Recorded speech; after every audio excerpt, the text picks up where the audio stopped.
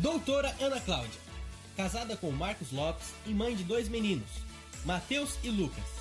Crente no Senhor Jesus, membro da Primeira Igreja Batista de Taubaté. Psicóloga clínica, especialista em terapia familiar e de casal. Formação em aconselhamento bíblico pela Associação Brasileira de Conselheiros Bíblicos. Olá, queridos irmãos e amigos. É uma alegria e um privilégio participar com vocês do 20º Seminário Menibrak Adobrak. Nós vamos trabalhar o tema adolescência, verdade, transformação e esperança. E o meu desejo é que neste tempo a graça, a paz e o incômodo do Senhor, que nos move a sair do lugar na direção daquilo que Ele quer, esteja com cada um de nós. Estamos num tempo de crise e esse é o cenário, não é? Então a adolescência é crise. A adolescência é um momento de grandes perdas, de grandes transformações. A pandemia é um tempo de crise. E o que é a crise? Crise é desequilíbrio. É um momento em que as nossas seguranças, em que os nossos controles, em que os nossos apoios, em que as nossas manobras, elas são tiradas de nós. E neste momento, em tempos de crise, aquilo que está mais dentro de nós aparece. Então temos reações, temos atitudes, temos sensações que nós não tínhamos antes, coisas até que nós não conhecíamos. Porque achávamos que tínhamos o controle, que estávamos seguros, então tínhamos os nossos apoios. Então a crise ela nos expõe, ela expõe o nosso coração. Mas ela é uma oportunidade, ela é bênção, porque à medida em que nós podemos experimentar mais do poder de Cristo. Porque menos seguros em nós, mais dependentes de Cristo. Então é uma bênção a crise. A crise é uma bênção porque ela nos transforma, ela nos faz avaliar o que realmente é importante, ela nos purifica à medida que ela nos aproxima do Senhor. A crise questiona qual é a nossa esperança. Onde está a nossa esperança? O que nós mais desejamos? Quem é realmente o nosso dono e quem é realmente a nossa motivação. Então ela também nos molda em esperança. E é neste cenário, não é, de crise que nós vamos trabalhar alguns conceitos. O primeiro, a adolescência, dentro do nosso tema. A adolescência, o que é adolescência? Adolescência vem do termo adolescere, que significa crescer em várias direções. O adolescente vive muitas transformações num período curto de tempo. O início da adolescência é marcado pelas transformações físicas. E ele tem uma série de perdas. Ele perde o corpo infantil, ele perde a identidade infantil. A identidade da criança são seus pais. Para o adolescente não dá mais isso. Ele perde a fé infantil, ele começa a questionar por que ele tem que ler a Bíblia, por que ele tem que ir à igreja, se Deus existe. Ele perde os pais da infância, ele não vê mais, ele vê os pais agora na mesma altura ou até de cima para baixo, o que não acontecia na infância. Junto com essas transformações, acontecem transformações emocionais, turbulências emocionais. Então, o adolescente é capaz de viver 4 estações num dia só. Então, ele levanta no pique, animado, no meio do dia ele tem uma crise de raiva, no meio da tarde ele tem uma crise de choro, à noite ele está com cara de paisagem, e de repente, antes de dormir, ele já está numa outra estação.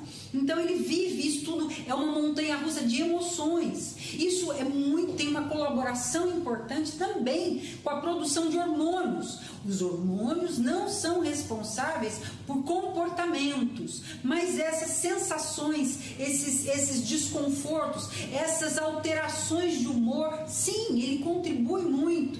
Ele vive tudo muito intenso e muito extremo. Então, por exemplo, se o adolescente dorme, ele quer dormir. Se ele quer ficar acordado, ele quer virar à noite, não é? Então, se ele está feliz, então todo mundo ele quer brincar, ele quer mexer com todo mundo, ele fica mexendo. Se ele está triste, ninguém fala com ele dá coisa na sombra. Então, essa é uma questão da adolescência. A fase tem essas questões. Verdade, o que significa verdade? Fomos criados à imagem e semelhança de Deus, ou seja, com consciência. Então, o que é consciência? Saber e saber que sabe. Eu ando, eu corro e sei que estou andando e sei que estou correndo. O cachorro anda e corre, mas não sabe disso. Ele faz por instinto. Então, quando nós sabemos que sabemos as coisas, o que acontece? Nós começamos a criar lógicas, entendimentos e começamos a interpretar. Todos nós somos intérpretes, nós interpretamos as situações o tempo todo. Então, por exemplo, se você está no trânsito e alguém buzina atrás de você, está com pressa, está me provocando, cada um vai interpretar de um jeito, a maneira como eu vejo a situação. E o que acontece com isso? Isso faz com que a gente conte coisas para nós. A interpretação que nós temos a partir da nossa consciência, das situações que vivemos, faz com que a gente vá contando coisas para nós. Então, por exemplo, enquanto eu estou falando com você, você está falando com você daquilo que eu estou falando com você. E isso se torna verdade. Então, aquilo que contamos para nós se torna a nossa verdade. Ela pode até não ser. Acontece um caso típico disso na palavra de Deus. Lembra aquela situação em que Jesus é convidado por Simão para um jantar e a mulher, descrita como pecadora na palavra, vai e derrama um perfume nos seus pés e lava os seus pés com lágrimas? O texto da palavra de Deus vai dizer assim: ao ver isso, o fariseu que o havia convidado, disse a si mesmo: se este homem fosse profeta, saberia quem nele está tocando. Ou seja, o que ele disse para ele? Esse homem não é profeta. Porque se ele fosse profeta, ele não deixava ela tocar nele. E isso se tornou verdade para ele. Nem toda a verdade, nem tudo aquilo que contamos para nós é verdade. Então nós precisamos de uma referência para poder checar a verdade. Mas contamos o tempo todo. Transformação vem da palavra transformare. Trans, através, formar e dar forma. Dar forma através de algo. Então, o que acontece? O nosso comportamento, ele é resultado disso que a gente conta pra gente, que se torna verdade. Então, tem a forma da forma. A forma começa no nosso entendimento, que é o que nós vamos chamar de coração. Mas a forma é o comportamento. Esperança está diretamente relacionada com a nossa motivação, né? A maneira como eu lido com a vida, como eu encaro as coisas, é a minha esperança. Então, por exemplo, se eu trabalho para poder, vou de manhã trabalhar para poder ganhar o salário no final do mês, a minha motivação é o dinheiro. Então eu funciono pelo dinheiro. Se eu levanto de manhã porque entendo que Deus me deu esse trabalho como forma de me prover, então o que acontece? Eu levanto e vou motivada pelo trabalho, pelo Senhor. Então a esperança é aquilo que me move. Toda esperança tem uma lógica de Deus. Toda. Então, quando nós pensamos, por exemplo, que eu tenho que trabalhar porque eu tenho que ganhar o meu dinheiro, qual é a lógica de Deus? Deus não tem nada a ver com isso. Isso está no meu braço. Tá certo? Se eu penso que eu vou levantar porque o meu trabalho, a provisão é o meio pelo qual Deus está me provendo, então a minha lógica é que Deus é que vai ter que ser servido. Claro até aqui? Muito bem. Então vamos pensar qual vai ser o texto bíblico, ou os textos bíblicos que vão alicerçar essa nossa conversa. Já entendemos crise, já entendemos adolescência, já entendemos verdade, transformação e esperança. Lembrando que nós não vamos esgotar. Na verdade, entendemos ou tivemos alguns princípios de cada um. Texto bíblico, Mateus 6, de 19 a 23. Não acumulem para vocês tesouros na terra, onde a traça e a ferrugem destrói e onde os ladrões arrombam e furtam. Mas acumulem para vocês tesouros nos céus, onde a traça e a ferrugem não destroem e onde os ladrões não arrombam nem furtam. O que é o tesouro? É a minha esperança. É aquilo por quem eu vou, por quem eu trabalho. É o alvo da minha adoração. Nos parecemos com aquilo que é o nosso tesouro. Pois onde estiver o seu tesouro, aí também estará o seu coração. O que o tesouro faz? Ele favorece a forma que vai gerar a transformação, não é? Então, meu tesouro vai resultar nas minhas atitudes, nos meus comportamentos. E o meu tesouro se estabelece no meu entendimento. Os olhos são a candeia do corpo. Se os seus olhos forem bons, todo o seu corpo será cheio de luz. Mas se os seus olhos forem maus, todo o seu corpo será cheio de trevas. Portanto, se a luz que está dentro de você são trevas, que tremendas trevas são. A luz, os olhos, eles funcionam como lâmpada. Aquilo que você olha e a maneira como você olha, você joga esta luz que vem do seu tesouro. Então o seu tesouro, ele vai dar diretriz de como você vai entender alguma coisa. Então, se você vai excluir, se você vai escolher, se você vai obedecer, se você vai desobedecer. Então, a esperança é o combustível do olhar. Lucas vai dizer o seguinte: toda árvore é reconhecida por seus frutos, ninguém colhe figos de espinheiros, nem uvas de ervas daninhas. O homem bom tira coisas boas do bom tesouro que está em seu coração, e o homem mau tira coisas más do mal que está em seu coração. E o mal que está em seu coração é o tesouro dele, porque a sua boca fala do que está cheio o seu coração. Então isso mostra que aquilo que fazemos não é responsabilidade das circunstâncias, é responsabilidade do nosso coração, do nosso entendimento. Então, se eu explodo e falo um monte de bobagem, não foi a pessoa que colocou em mim, já estava, e mostra o meu coração, denúncia. Então, nós, dentro desses conceitos mais elucidados, vamos entender como é que nós enxergamos a adolescência, tendo como tesouro. Qual é o tesouro da cultura? Então, o tesouro da cultura, que o valor é objeto, que o valor é horizontal. Nós vamos ver uma cultura que diz o seguinte: a adolescência é a aborrecência. Então foi criado todo um clima em que os pais ficam apavorados quando os seus filhos vão entrando na adolescência. Você não sabe o que te espera. Nossa, é terrível. Você vai ver, olha, nem te conto. Você vai ver que são terríveis, são insuportáveis. E aí você vai criando uma expectativa na cultura. Então você vai criando esse assombro. Dentro da igreja nós vamos ver a mesma coisa. Nós, os adolescentes, quem vai ficar com ele? Batata quente, quem vai ficar? Ninguém quer. Nossa, eles são muito cricas, eles são muito difíceis. Porque nós criamos essa ideia de um ser meio monstruoso. Então nós vamos nos perdendo, porque é a verdade da cultura.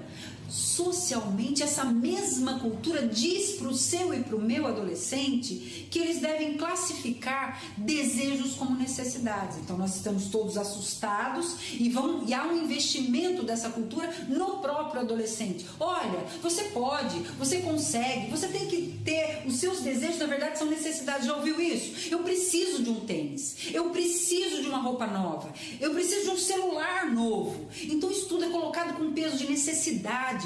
E eles dizem que eles têm direito ao próprio corpo, têm direito a usar o sexo deles do jeito que acharem melhores, mas ao mesmo tempo que empoderam, infantilizam. Por quê? Porque o adolescente vai, compra essas ideias, aí engravida, quem tem que dar conta? São os pais. Então ela é perversa, é a cultura do mundo. E toda cultura, toda verdade tem uma lógica de Deus. Toda verdade tem um entendimento, nós já falamos disso. Então qual é a teologia desta verdade da cultura? A teologia é a seguinte: identidade, significado e propósito podem ser encontrados na cultura e não no Criador. Então o que acontece? O que você vai entender na sua vida vai estar na horizontal. E o que isso resulta no adolescente? Primeiro, ele tem sempre uma sensação de estar sendo lesado, não é? E isso inclusive faz parte da nossa natureza, e nós vamos ver isso daqui a pouco. Então a sensação sempre está sendo prejudicado, uma questão de rebeldia, de ira, a questão da sexualidade desvirtuada, a questão da crueldade, né? As brincadeiras um tempo recente de dar rasteira em pessoas até morreram. A questão, por exemplo, do desrespeito, do egocentrismo, do ficar, que é esse usar o outro e a si mesmo como objeto.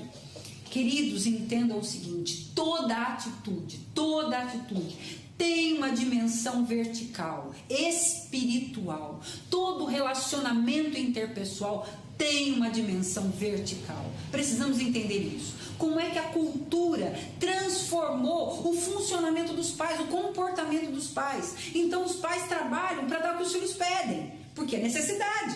né? Eles precisam ser inseridos, eles precisam fazer parte do grupo, precisam ter o que os outros têm. Fazemos manobras emocionais, vamos ser parceiros, amigões, para que eles possam colaborar. Ou de alguma forma a gente começa a comprar sossego.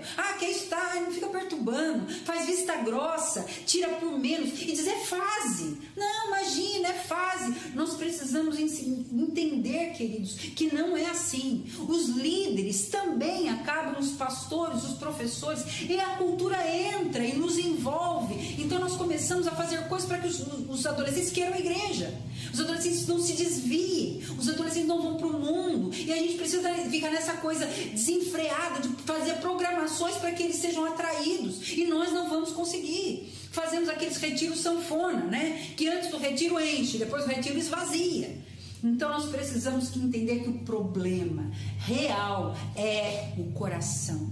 Pensa, queridos, numa xícara de água quente e põe um sachê de chá lá. A cor que aquela água vai ficar. A água quente só revelou o que já existia dentro daquele sachê. A boca fala do que o coração está cheio. O coração, o comportamento de adolescentes, dos pais, dos professores, dos líderes, na verdade são denúncia do coração.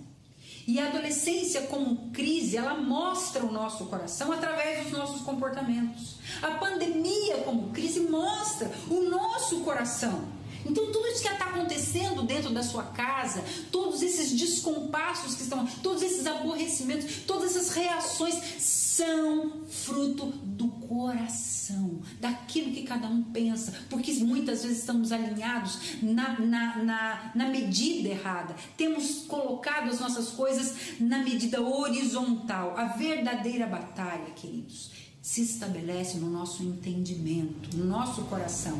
Então, se a medida é horizontal, eu faço para que você me retribua. Se eu tiver determinada coisa, então eu vou ser feliz. Se os adolescentes ficarem na igreja, então está tudo bem. É horizontal. Então, quanto mais a nossa esperança estiver na horizontal, mais crises horizontais nós vamos ter. Se nós vemos errado, pensamos errado, sentimos errado e fazemos errado. Precisamos colocar a nossa esperança no lugar certo, porque senão o resultado vai ser desespero. Então, qual é a lente da palavra de Deus? A respeito da adolescência, a lente da palavra de Deus é bensolescência. Então, bensolescência por quê? Porque para nós pais, a adolescência são os anos mais férteis para trabalhar com os nossos filhos.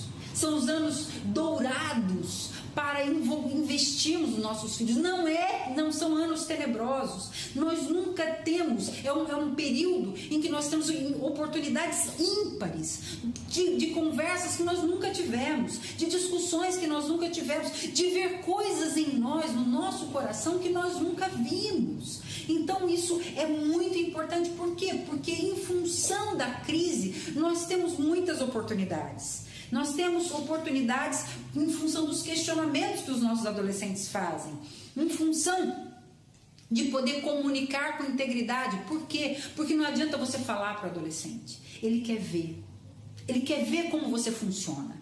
E o que você funciona é que vai valer. Para isso nós precisamos fazer alguns ajustes nos nossos óculos, na lente dos nossos óculos, para poder olhar. Então nós precisamos primeiro entender, e aqui eu quero dizer para você, pai e mãe, a adolescência precisa te fazer olhar com atitude de ministério. Esse é um ministério na nossa vida.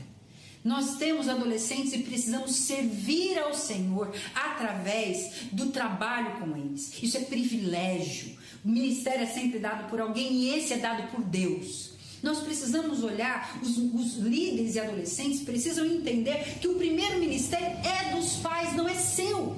Então você precisa ajudar esses pais a entenderem os seus filhos como ministério. Precisamos olhar com senso de oportunidade. Precisamos ver as oportunidades que a adolescência, as dificuldades da adolescência e a crise da adolescência nos oferece.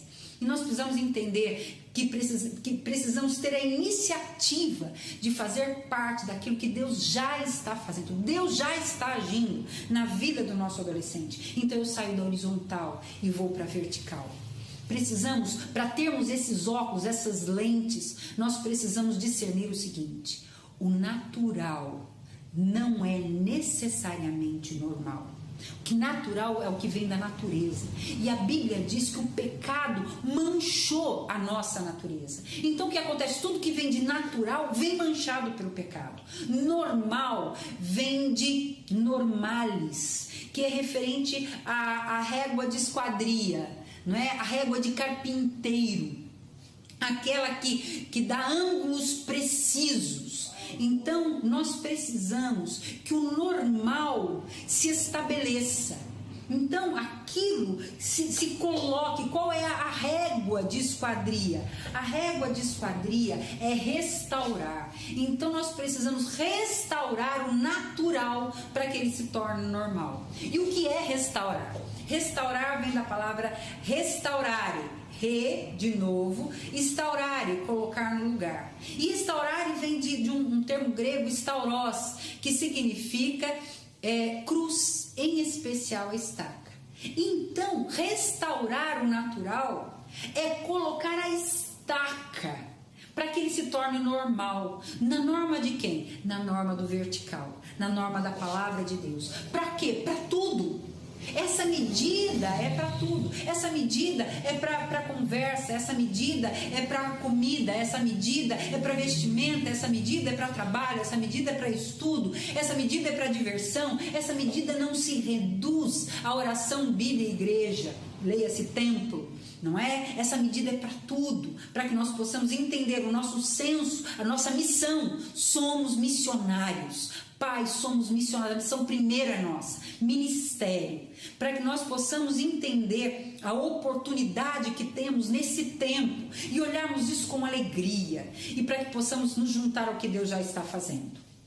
Então, a medida vertical do nosso coração vai fazer com que nós olhemos as oportunidades de Deus como oportunidades, as crises dos adolescentes como oportunidades, não como provações. Porque se você estiver na medida horizontal, você vai ver as oportunidades de Deus como provação. E aí sabe o que você vai fazer? Você vai xingar, você vai desprezar, você vai ficar acusando, você vai abrir o livro caixa, olha o que você fez, eu fiz isso, e você não retribui. Não faça isso, é oportunidade. O que controla os meus pensamentos, precisamos entender que essas coisas, elas comprometem o nosso relacionamento com Deus, que é pecado, e pecado precisa ser confessado, precisa de arrependimento.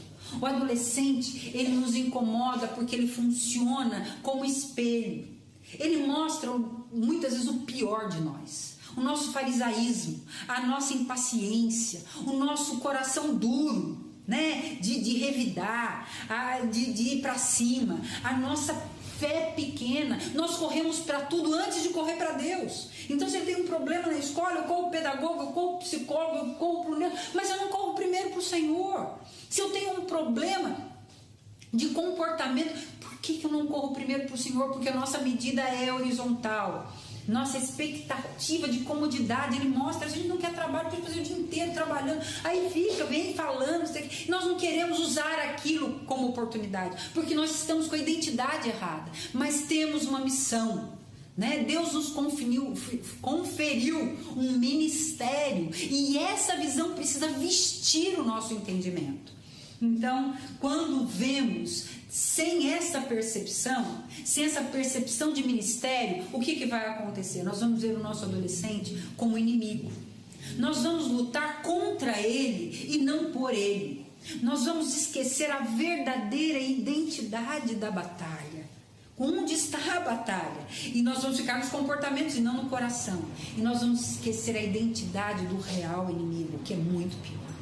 Então, nós precisamos reconhecer o pecado, confessar, estamos fora de lugar, voltar para poder enxergar direito. O pecado impede de enxergar. E aí, se eu vejo direito, eu penso direito, eu sinto direito e eu faço direito.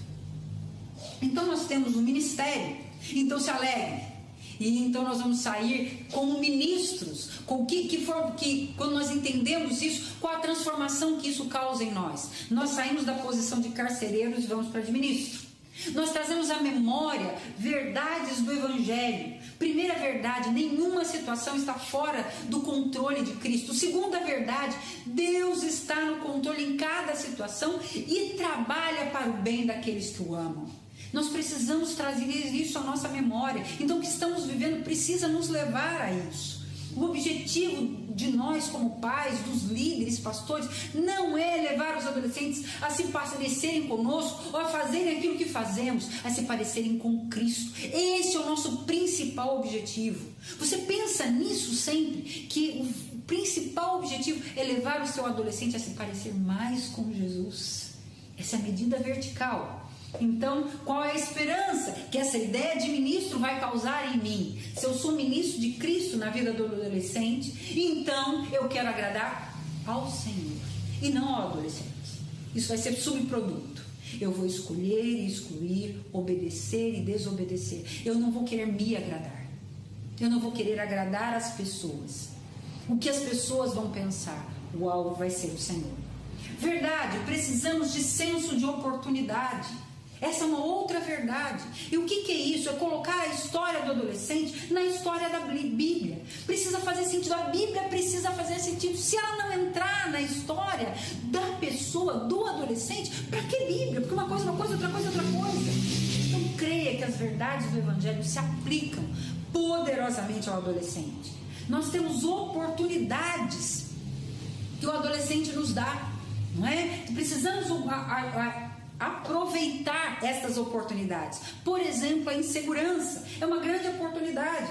O tanto que o adolescente se mostra seguro é o quanto ele se sente inseguro. Então, vamos lá, ele tem insegurança quanto à imagem, quanto à identidade, quanto se ele vai ter alguém, se alguém vai gostar dele. Então nós podemos aplicar verdades bíblicas onde? Andando, na sala, no banheiro, na cozinha, dirigindo. Então, por exemplo, mostrar para ele que parecer com o mundo é parecer com o diabo. A Bíblia diz isso, que o mundo jaz no maligno. Mostrar para ele o que é ser homem, que um homem de verdade, ele sabe como respeitar uma mulher. Mostrar para ele qual é a beleza de uma mulher. Mostrar para o adolescente qual é a verdadeira beleza de uma mulher, que ela precisa entender a diferença entre ser cobiçada e ser escolhida. Que sexo é pureza, é muito mais que virgindade. Por quê? Porque a palavra de Deus é mais.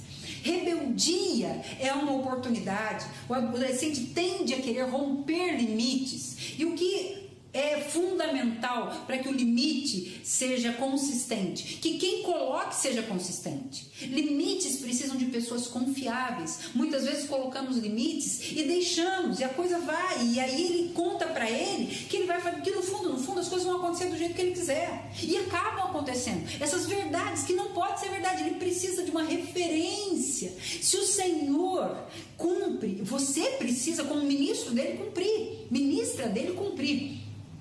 Então, você pode aplicar verdades bíblicas aos movimentos de rebeldia do adolescente. Por exemplo, a questão da rebelião original, não é? Do pecado original. Fale da graça, da misericórdia e do juízo.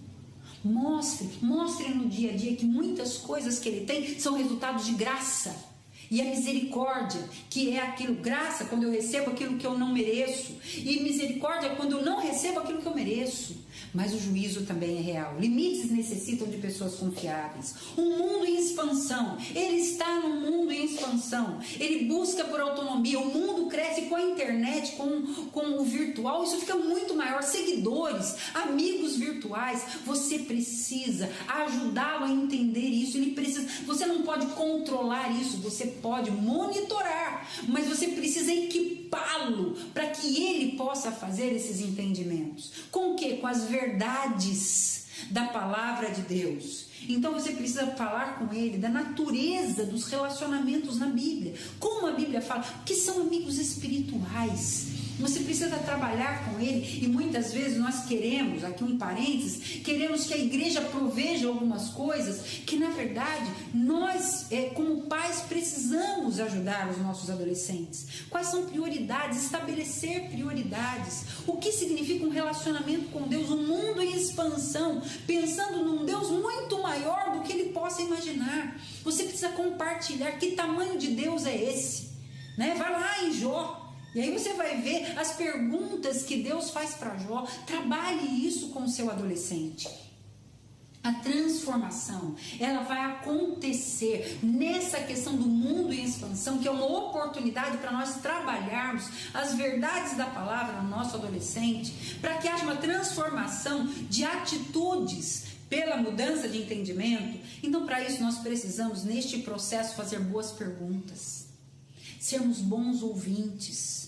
Precisamos fazer denúncias, queridos. Quem precisa contar para o nosso adolescente, muitas vezes, que ele não é convertido, somos nós. Nós precisamos dizer isso para ele. Nós vemos coisas, então nós precisamos contar. Nós precisamos deixar claro que o problema dele é o coração. Nós precisamos confrontar a forma do coração com a forma da palavra. Olha para onde você está olhando. Olha o que a palavra de Deus diz e olha como você está pensando. Por quê? Como que eu sei o que ele está pensando?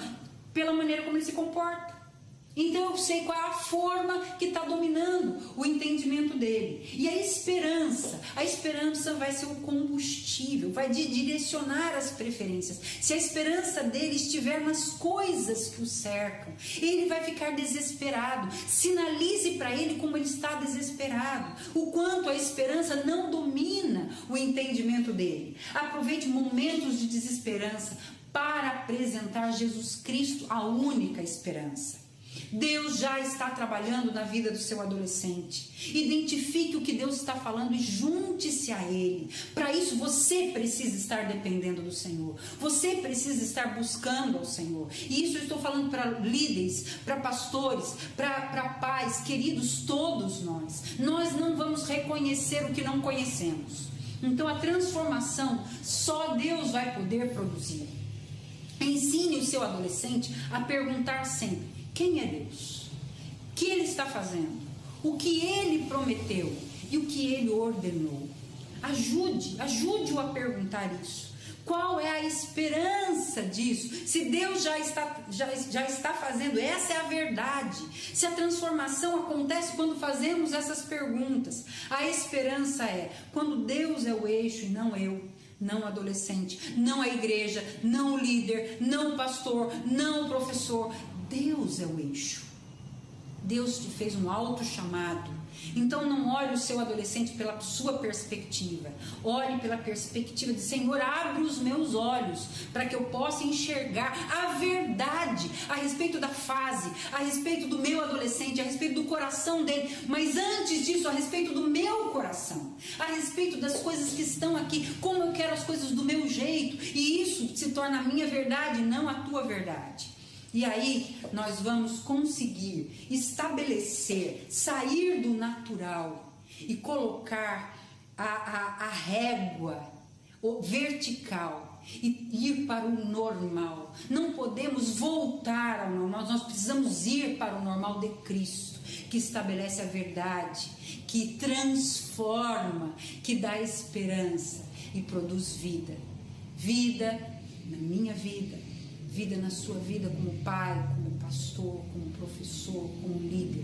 E vida que vale a pena viver também na vida dos nossos adolescentes. Que Deus nos ajude, que Deus nos instrua e que Deus nos anime a viver as verdades, as transformações e a esperança da bênção de trabalhar com cada um dos adolescentes que Ele nos confiou. Um grande abraço.